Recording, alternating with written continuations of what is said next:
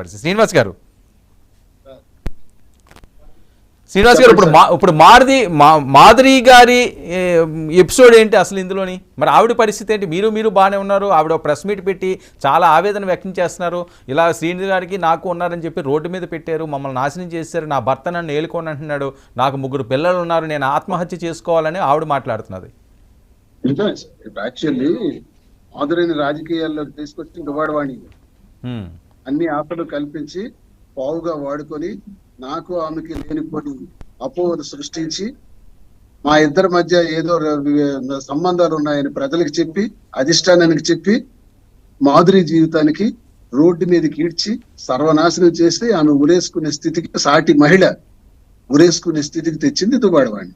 ఈ పరిణామాల్లో ఆమె ఉరేసుకున్న సందర్భంలో మీకు చెప్పినట్టు నేనే నా దగ్గరే నా సందర్భంలోనే ఆమె నాకు ఈ బాధనంతా వ్యక్తపరుస్తూ కుటుంబాలు కన్నవారు అత్తవారు విడిచిపెట్టేసినారు, నేను చావటమే తప్ప మరో శరణ్యం లేదని ఆ పక్క రూమ్ లోకి వెళ్ళి ఒక హోటల్లో ఉరేసుకునే ప్రయత్నం చేస్తే నేనే నా ఆఖరి ప్రయత్నంలో ఆపటం ప్రయత్నం చేసి ఎలాగో ఒకలాగా అమ్మాయి బతికి బయటపడింది.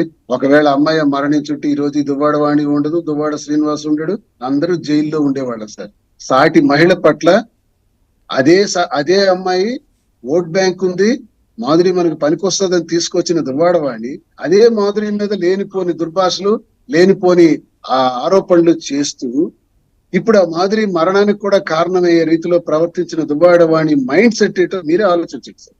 ఎందుకు విసిగిపోతున్నాం అన్నది ఆలోచించండి సార్. మీకే తెలుస్తుంది. ఇప్పుడు అమ్మాయి జీవితం ఆ రకంగా ప్రమాద పరిస్థితుల్లో పడినప్పుడు అమ్మాయి అయితే నాతో టచ్ లో ఉంది సార్, వస్తుంటది, వెళ్తుంటది, కలుస్తుంటాం, టచ్ లో ఉన్నది సార్ అమ్మాయి. అంటే ఏంటి కాదు, ఎటువంటి డైవర్స్ మీరు తీసుకోకుండా, డైవర్స్ ఆమె తీసుకోకుండా ఈ రకంగా ఇంకా అంటే ఆవిడతోటి కలిసి జీవిద్దాం అనుకుంటున్నారా శ్రీనివాస్ గారు? లేదు సార్, నాకు ఆల్రెడీ నాకు పెళ్ళయింది, ఆ అమ్మాయికి పెళ్ళయింది. ఎలా అవుతుంది? అవదు కదా. జస్ట్ అడల్టరీ అంటే married women and married man can meet and move, అంటే కలిసి ఉండొచ్చు అంతే తప్ప పెళ్లి అన్నది ఇక్కడ జరగదు సార్. మరి వాళ్ళ కుటుంబం సేఫ్ అయినండి అంటే సార్ ఇది సమాజం దృష్టిలో చాలా అంటే సభ్యత కాని విషయం సార్. మంచిది కాదు సార్, మంచి ఆలోచన కాదు సార్, ఇలా ఉండటం కూడా కరెక్ట్ కాదు సార్. నేను కూడా దీనికి నచ్చను సార్. కానీ నా కుటుంబం యొక్క దౌర్భాగ్యమైన పరిస్థితులే నా ఈ పరిస్థితికి కారణమైనవి సార్. అంతకు తప్ప నేను ఇంకేం చెప్పలేదు సార్. ఈ రోజు మీరు చూస్తున్నారు నా పరిస్థితి. కుటుంబమే దాడి చేస్తుంటే ఒంటరిగా కూర్చున్నాను. 2 ఏళ్లలో నా టికెట్ తను తీసుకున్న తర్వాత ఒక్క రోజు కూడా నాకు భోజనం అన్నం అనలేదు. అలాగే జైల్లో పెట్టినప్పుడు కనీసం పరామర్శకు రాలేదు. జైల్లో బెయిల్ పిటిషన్ కి మూవ్ చేయలేదు. ఏనాడు తన నా వైఫ్ గా ఎప్పుడు తను ప్రవర్తించలేదు. ఆ పరిస్థితిలో ఈ 2 ఏళ్ల నుంచి మాధురియే నాకు వంట పంపించి భోజనాలు పంపించి కావాల్సిన ఏర్పాట్లు చేయటం వల్ల ఇంకా నేను ఇలా ఉన్నాను. లేకపోతే ఎప్పుడో పతనం అయిపోయి ఉండేవాడిని. అలాగని నా దగ్గర డబ్బులు లేవు, ఆస్తులు లేవు, రాసి ఇచ్చేసాను. ఉన్నది ఒక ఇల్లే.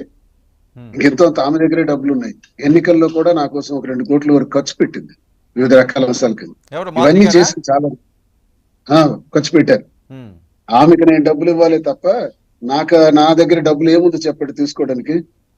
ఏదో బ్లాక్ మెయిల్ చేశారని, ఏదో నాకు ట్రాప్ చేశారని కూడా చెప్తున్నారు. ట్రాప్ అయిపోవడానికి నేనేంటి నవయవన ఇవ్వకుండా, లేకపోతే కోట్లు ఉన్నాయి నా దగ్గర, లేకపోతే కోహినూరు వజ్రం ఉందా, లేకపోతే అధికారం ఉందా, ఏముందని నాకు ట్రాప్ చేస్తారు సార్ దువ్వాడ శ్రీనివాస్. అంటే తన క్యారెక్టర్ మంచిది కాదు, గతంలో ఎవరో పోలీస్ వాళ్ళ ఆఫీసర్ తోటి కూడా ఆవిడకి ఏవో సంబంధాలు ఉన్నాయి, అదే సార్. ఒక సాటి మహిళ మీద ఒక సాటి మహిళ అంటుందంటే మరి అది మీరే ఆలోచించుకోండి. అలాంటి మాట్లాడాలంటే ఎవరు ఏ ఆడది కూడా